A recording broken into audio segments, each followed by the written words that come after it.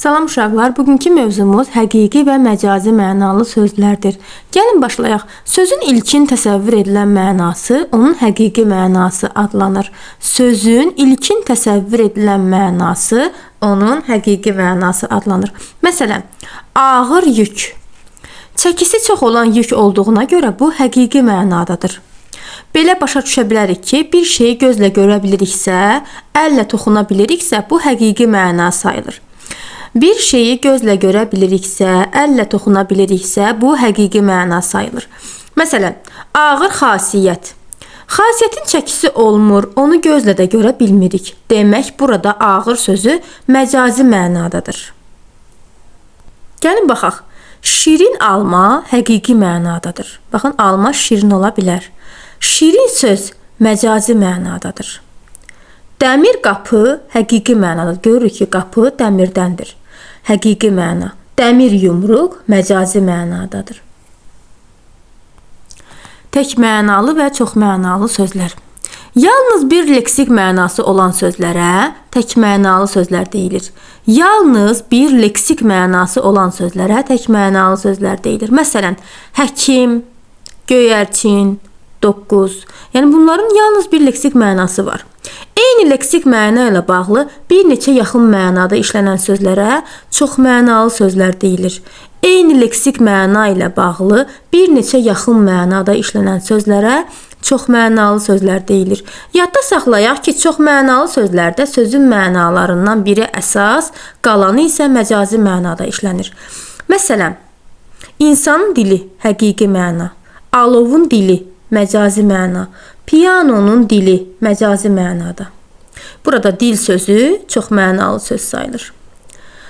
Məsələn, ağız. İnsanın ağzı həqiqi mənada, qazanın ağzı məcazi mənada, baltanın ağzı məcazi məna. Yəni burada ağız sözü çox mənalı söz sayılır.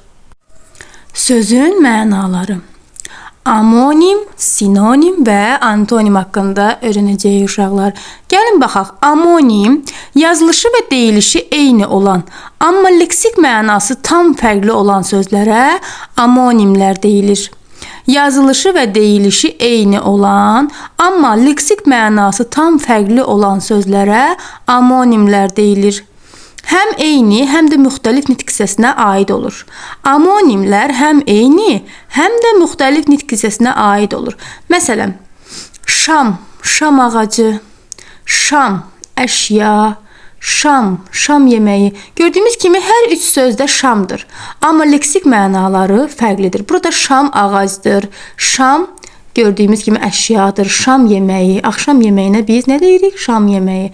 Və sözlər eyni olsa da, söz eyni olsa da, leksik mənaları müxtəlifdir və buna görə də şam sözü amonimdir. Sinonim. Yazılışı və deyilişi müxtəlif olan, lakin mənaları eyni və ya yaxın olan sözlərə sinonimlər deyilir. Yazılışı və deyilişi müxtəlif olur, lakin mənaları eyni və ya yaxın olan sözlərə sinonimlər deyilir. Bir növ bunlara yaxın mənalı sözlər də deyirik. Məsələn, gözəl, göyçək, qəşəng. Görürsünüz, bu sözlər bir-birlərinə yaxın məna bildirir. Gözəl, göyçək və qəşəng. Həmişə eyni nitq hissəsinə aid olur. Gördüyümüz kimi amonimlər həm eyni, həm də müxtəlif nitq hissəsinə aid ola bilər. Amma sinonimlər həmişə eyni nitq hissəsinə aid olur. Antonimlə davam edirik. Antonim. Bir-birinə əks olan sözlərə antonimlər deyilir. Yəni əks mənalı sözlər. Bir-birinə əks olan sözlərə antonimlər deyilir. Məsələn, sağlam, xəstə. Sağlam sözünün əks mənası xəstə. Bu sözlərə antonimlər deyilir. Həmişə eyni nitq hissəsinə aid olur. Gördüyümüz kimi sinonimlər və antonimlər həmişə eyni nitq hissəsinə aid olur. Yadda saxlayın ki, şəkilçilər vasitəsilə düzəlib əks məna bildirən sözlər antonim sayılmır. Məsələn, duzlu, duzsuz sözləri antonim sayılmır.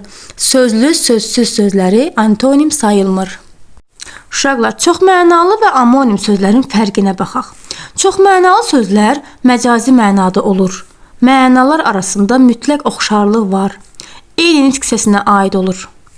Çox mənalı sözlər məcazi mənada olur. Mənalar arasında mütləq oxşarlıq var. Eyni nitq hissəsinə aid olur. Amonimlər isə həqiqi mənada olur, məcazilik olmur. Mənalar bir-birindən tamamilə fərqlənir. Həm eyni, həm də müxtəlif nitq hissəsinə aid olur. Məsələn, insanın başı, ağacın başı, şkafın başı burada çox mənalı söz kimi işlənib. Baş sözü, yəni həm insanın başı, ağacın başı, şkafın başı bu çox mənalı söz kimi işlənib. Kök sözü, ağacın kökü başqa mənada. Kök insan, o bir başqa mənada. Yeməli kök. Burada kök sözü amonim sayılır. Çünki hər üçünün mənaları fərqlidir.